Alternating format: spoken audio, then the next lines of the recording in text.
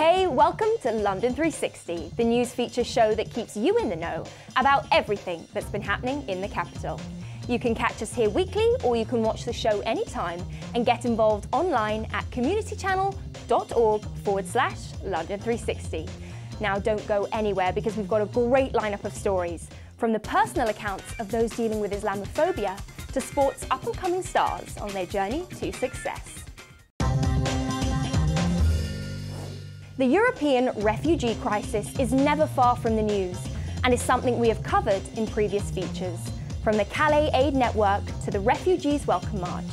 Suni Oakes travelled to East Dulwich to find out how the Bike Project can provide a lifeline to those who need it the most. Refugees, welcome here! Refugees, welcome here! Over 700,000 migrants are said to have made their way across the Mediterranean to Europe in 2015, sparking a crisis as countries struggle to cope with the influx. Eurostat statistics show that over 500,000 refugees have been granted asylum, but not all of those arriving in the UK are as fortunate. The kind of vitriol that is being spewed against people who happen to be poor, happen to be in a situation of conflict and desperation and moving, it's quite disgusting. And I think we need to hope that should Britain ever be in a scenario where there's war again in this country, which is a virtual certainty because that's the way history goes, that other people are not so bigoted and not so horrible and don't think, hey, those British swarms, they can't come here. Not everyone in the British public is such an idiot and so ignorant and so hateful that they swallow that propaganda. And that's what we're seeing. People have gone to Calais, people have put up refugees welcome here, and really, pursuing a kind of genuinely humanitarian agenda towards people that are in situations of conflict. One initiative that is reaching out to refugees is the Bike Project, a charity based in East Dulwich with a simple mission: to get refugees cycling and in turn improve their livelihoods. With the average refugee in England receiving £36 a week from the government, the Bike Project services have never been more necessary. When I was at university, I started mentoring a refugee. He's from Darfur. He was 16 when he came here without his family or anything, and he was an asylum seeker, so he wasn't allowed to work. One of the big challenges he faced was getting anywhere, and the bike was really the first step into normal living for him, because all of a sudden he could access education, healthcare, psychological support, based communities that would help him integrate into British society. Every year in London, 27,000 bikes were abandoned and around 20,000 asylum seekers arrive in the UK. My vision was to match the two. In 2.5 years, we've given away over 1,000 bikes to refugees. We have our own workshop, which is behind us. It's a really good way for people who don't necessarily have a chance to interact with refugees or asylum seekers, or people from different countries and cultures, and people that want to just learn some bike mechanics themselves. Anyone can come down. I come from Ivory Coast in West Africa. I came in London since 2005. They're treating people with dignity and respect. There is peace and love. What do you think are the biggest struggles that you faced in your country before you came here? I'm a politician, and if I'm going back to my country with the civil war that happened to my country right now, I will face persecution. When I first came here, I didn't know even how to use the spanner, how to fix a bike, and how to change some wheel, and I love it. I love this project. When we first started, most people that got a bike from us were men, and when we dug a little deeper, we realised that because asylum-seeking women tend to come from patriarchal societies where it wasn't socially acceptable for them to learn to cycle. One refugee was happy to share her experiences of the project, but requested to remain anonymous.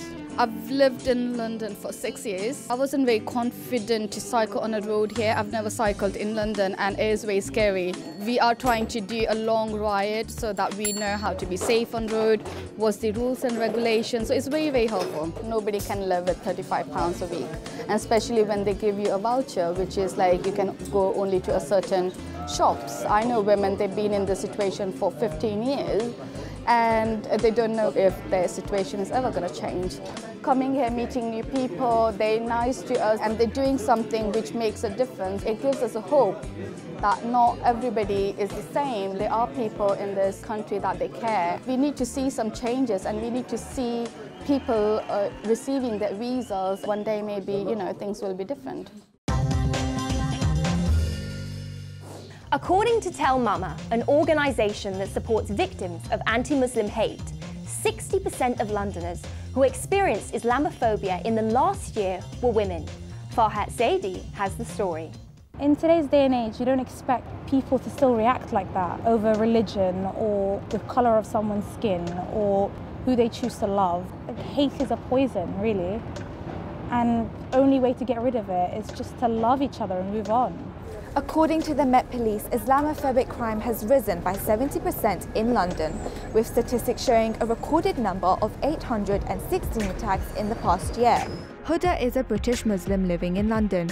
She's been on the receiving end of an Islamophobic attack on a journey she makes home every day. I was on the bus with my friend and there was a man on the bus and he asked us both, why do you wear the hijab? Like my headscarf, my friend, she said to be modest. Somebody said to him, I think you should stop. He said, you'll remember me when they eventually bomb you or kill you because that's what they do. And he was saying they're just terrorists. If I was the leader of the world, I'd round you guys all up and bomb you in one go. He said, we're like evil or just completely different and I'm like the same to other people, so it just doesn't make sense to me. MEND is a non-profit organisation that tackles the rise of Islamophobia across the UK. At the moment, from our data, it shows that women are more vulnerable and the types of attacks that they're facing, mainly verbal abuse, but also physical abuse, whether it's their niqab being pulled or their hijab being pulled to victimise them, whether it's on the train, on the bus. So it's not your typical right-wing, neo-Nazi person. It's ordinary people. And this is what's worrying, that it's been normalised so much, this hatred against Muslims has been normalised so much that ordinary people are doing it. So the impact on Londoners is huge at the moment. Brought up in northwest London, fashion student Borega is a proud Londoner, but at times feels like an outsider. I've heard incidences where people have been either harassed or, about the scarf or about the way they dressed, but I never honestly assumed that it would happen to me. I was waiting for another train at a platform, and as the train rolled in, the doors opened, a man stepped out, and just as I was going in, he nudged me, like really hard. My folder fell, I fell, and this other man caught me as I was falling. I was still in shock. The man that had caught me started having a physical fight with the guy who pushed me. And I'm like, it's okay, it was an accident. And then I heard the guy who pushed me saying, dirty effing Muslim. Every time you have a terrorist incident, you see generally a hike in anti-Muslim hatred and violence against Muslims. If a Muslim individual is attacked, it could be my brother, my cousin, your colleague or friend. So we all are affected.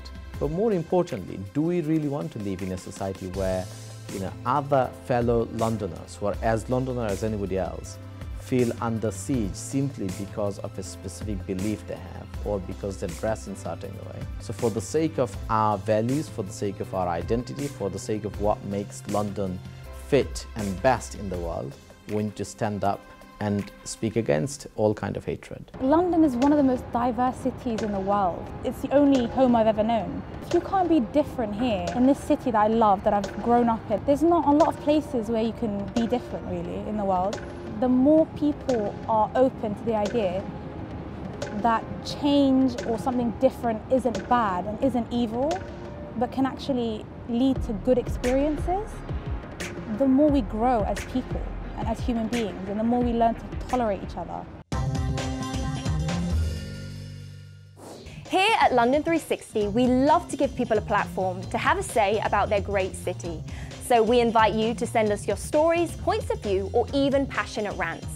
Nadia Mahmood from Lewisham shares her story about dealing with one of the most common mental health problems, anxiety. Anxiety is a feeling of worry, unease and fear. It is the #1 health problem in the UK. A recent survey showed that out of 2,300 people, 1/5 of adults will suffer from anxiety, and those 1/5 of adults will do nothing about it.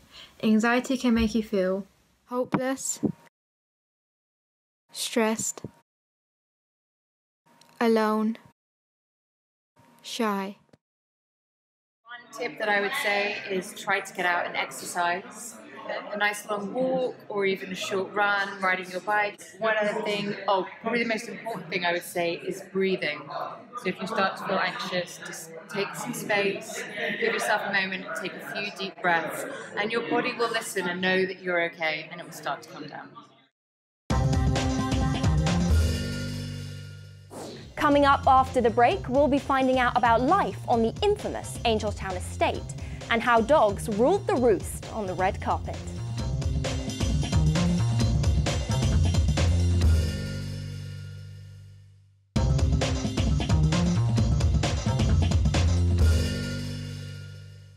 Welcome back to part 2 of London 360, the only show that gives you real stories from London's hidden communities. The annual Collars and Coats Ball, hosted by Battersea Dogs and Cats Home, returned for a spectacular night of entertainment and glamour. The fundraiser brought together some of the biggest names to support the charity's work. Fred Batt checked out the tucks and tails on the red carpet. You ain't nothing but a hound dog, you're crying all the time. You ain't nothing but a hound dog, crying all the time. Well, you ain't never caught a rabbit and you ain't no friend of mine. Me and my pal Molly are off to the Collars and Coats event, where the biggest stars in London are turning up in support of the Battersea Dogs and Cats Home. This is a big opportunity for us to make a lot of money in one evening, and also to get together with some of our very best friends, teach them a lot more about how Battersea works, and to bring our dogs out for a great night out. Look at the red carpet, it's just full of Battersea dogs. Tonight is all about the magic of Battersea. Seeing the work that Battersea do and the money that they need to keep everything going with all the changes that are happening and all the work that they do as far as, you know, getting the dogs fit and healthy, because some of them come in such a poor state. There'll be some dogs here, just met some of them, that's just so lovely. You just know that hopefully in a week or two they'll be going to their home, you know. And do you think you'll be taking a dog home tonight? Oh, my husband's told me I'm not allowed to take a dog, but I fell in love with Becky, the little puppy. Hi Becky, are you excited for tonight? Thank you very much, Becky, that was wonderful. I love these evenings. We really, you know, this is the high point of the year, and we really do enjoy it. There's something about dogs, I think it's the unconditional love. They are wonderful. And I've learnt a lot about reading their body language, and there's so much that they say to us that we don't listen to, and not impose our feelings. Oh look, he's smiling, he's happy. Actually, he may well be stressed. His tail's wagging, he's happy. Well, his tail could wag when he's stressed and when he's happy, so read it. Do you have any pets at the moment? Yes, we have 6 horses, 6 donkeys, we have 2 dogs. Well, actually 6 horses, 6 donkeys? Yeah. Do you live in London? No. Okay, that makes more sense. It's a very important cause. And also, I just like being here. I mean, among people who love. Dogs or cats? Dogs. Both dogs? I have both. Do you? I have 2 cats. So surely the cat feels a bit neglected, you saying dog? No, 2 cats, 2 dogs. They get on very well. The dogs get on they all love, it's a big love-in. They love each other. They're having a great time. Dogs, cats, I know you're a cat now. Well, I'm a dog and cat, but I just currently have a little cat called Montgomery. I'm definitely a cat person, but I love cats. But also I really appreciate what Battersea Dogs and Cats Home is doing, because they've just recently completed a £7 or £8 million project to build new kennels for about 30 different dogs, plus a new veterinary clinic and a new reception area. And it's extraordinary. They've been going for over 125 years, and they're saving thousands of cats and dogs every year. And it costs something like £18 million a year to run. And you know what really annoys me? There's all this breeding of special breeds of dogs, and people are paying a fortune, £2,000, £3,000 for a dog. And there's all these abandoned dogs, and it just is horrific. And it has to stop. And if you look at some of the dogs that are on, the red carpet tonight, their tails are wagging, their faces are smiling. All they really want is a home. How does it feel to live in one of the most deprived, crime-ridden areas in the country? Rishi Persaud visited Angel Town in Brixton to uncover one man's story about life on the estate, which may surprise you. Angel Town has been under the spotlight in recent months for all the wrong reasons. I'm meeting with one of its residents today to find out his experience on this notorious Brixton suburb. Angel Town starts from here. If you turn down Loughborough Road and you go down, there's like 3 roads that go into Angel Town, and it's basically just an intersection of 5 different roads over the span of like about 5 yards, but it goes quite deep into an estate. But yeah, it starts here. Take a look. Yeah. 25-year-old Rico, who suffers from psychosis, allowed me a unique insight into his take on Angel Town life. So this is the beginning of Angel Town.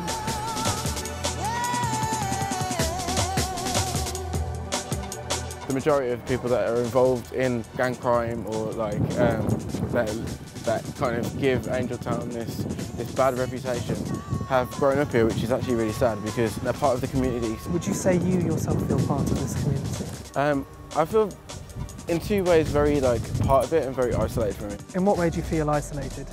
Mostly my dress sense, the way I dress. It kind of targets me for a lot of abuse that I would get walking through the estate. Rico was clear about the struggles he's faced on Angeltown, along with his feelings on openly expressing his sexuality. Is there a level of intimidation that you feel then, Rico? Yeah, every single time I leave my house, there'll be a huge group of young men outside my apartment block, and I have to walk past them to get to the bus stop. And what I usually do is I put in my headphones and speed walk past them, but occasionally I still do get called aside, and we'll have to pretend that I don't hear them. And a lot of the time when I don't hear them, they'll leave me alone, but some of the time they don't.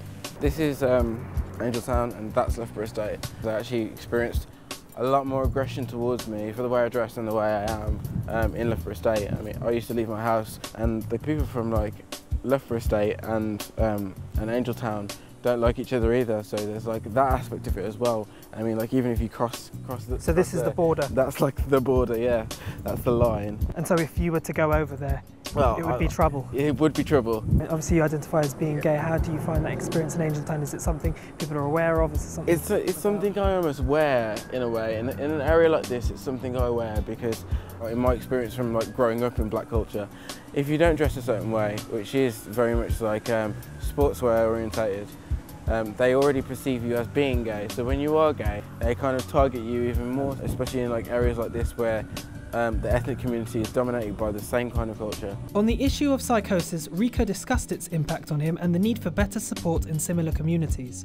I first had my first psychotic break that didn't go away 2 years ago. At the point where I decided to accept that they weren't going to go away is the point where they got better. It's almost like the volume got turned down so I could concentrate on other things. There's such a plethora of things wrong because Angeltown's such a loud estate and because the noises on the estate aren't pleasant ones, like kids firing fireworks at each other and kids screaming. The more anxious, the more paranoid you feel with day-to-day communities and people's mentality, but also people's health and people's mental health that I think are completely overlooked. We look at what needs to be targeted because it kills people, but what I think is worse is what people live with every day and makes their life 10 times more difficult than it should be.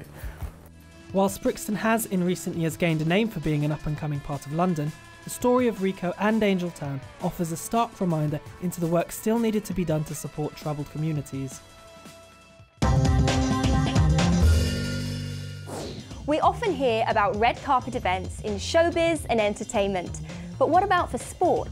Suni Oakes went to the Sports Aid charity ball to find out about the challenges for up-and-coming athletes and how they overcome them. London has a black tie dinner virtually every night of the year. The sports ball's different. Here at the Sports Ball on Park Lane, the UK's finest athletes are coming together in support of Sports Aid, a charity which helps the country's brightest prospects to make their dreams of success a reality. Well, Sports Aid was created in 1976 and it has a unique role to focus on helping the next generation of talented athletes. These are guys where Bank of Mum and Dad are their only sponsors and they've been recognised with having huge potential. And Sports Aid's role is to back them and give them that opportunity to realise it. And you've got a chance to compete against them. So tonight we'll have some wheelchair basketball 3v3, we've got some curling, we've got some table tennis, we've got some shadow boxing going on. So you're immersed in the reason you're here. It's all about sport and it's all about young people. I've really been helped by Sports Aid from a really young age, probably about 13, 14, I've probably been first affected, and that was through another charity called GLL, because Sports Aid fund GLL. They run Crystal Palace and I trained there. So being funded by them has been a great help. Their money was able to get me to competitions and to buy kit and stuff like that. Probably the biggest challenge is either staying fit, staying focused, or being able to balance school, whatever sport you choose, and all other life's pressures. We see the challenges and issues that young athletes face on a daily basis. Their number one barrier in progressing in their sport is access to cash and resources. Sports Aid's latest survey shows that the average annual cost of their sport has risen to more than £6,000. A typical Sports Aid athlete spends at least 15 hours a week in training sessions, travelling over 150 miles to get to them. During the charity's Ones to Watch Awards presented by Olympic champions Victoria Pendleton and Sir Stephen Redgrave, the nominees were able to reflect on the impact SportsAid has had on their journey so far. The calibre of athletes who have been selected is amazing, and obviously have gone on to achieve what I dreamed to achieve in a couple of years' time. For my hard work to be seen by SportsAid and appreciated, it gives me all the motivation I need to get up early in the mornings and train on the cold, dark nights as well. It makes it slightly harder being up in Scotland because obviously most of the competitions that I take part in are down in England with the GB trials. I did 4 competitions, I have to drive down and get the plane as well. So to have that fun, it makes a huge difference. Will you welcome onto the stage, please, James Arnott. All my work's been looked at over the past couple of years. It's just amazing really to see. I'm in the period of changing from junior to senior now, so that's a really big step up for me. So racing against people my age, now racing against people who are 20 plus years old, I think that's the biggest challenge for me, but I'm just trying to remain level-headed. How important is London as a sporting city, do you think? It's amazing. It's the heart for England. It's the heart of sport. It's the heart for rugby, football, even athletics. I'm a disability runner, and to see the recognition that that's got just from the London 2012 Olympics. I was just sat at home watching the anniversary games. At this point I was kind of doing running, but I wasn't too sure whether to make up my mind. I don't want people to look back at their lives and say, oh, I wish I had the chance to do this. I'm doing what I'm doing now, so people don't get to that chance and they're like, oh, I wish I did this, I wish I did that. But they see me and they say, okay, because of him or because of her, I'm going to do this. And then they just achieve their dreams. Like, that's my ultimate goal. That's the big picture for me. What SportsAid's role is to keep the focus on that next generation, so we don't forget about them and just think about today, we think about tomorrow too. That's it for this week's episode. We hope you enjoyed the show. To find out more information about any of the stories featured or to send in suggestions you may have for future episodes, head to communitychannel.org/London360. If you want to stay up to date with what goes on behind the scenes here, be sure to join in on the conversation and follow us on Twitter at London_360. Remember, keep it 360.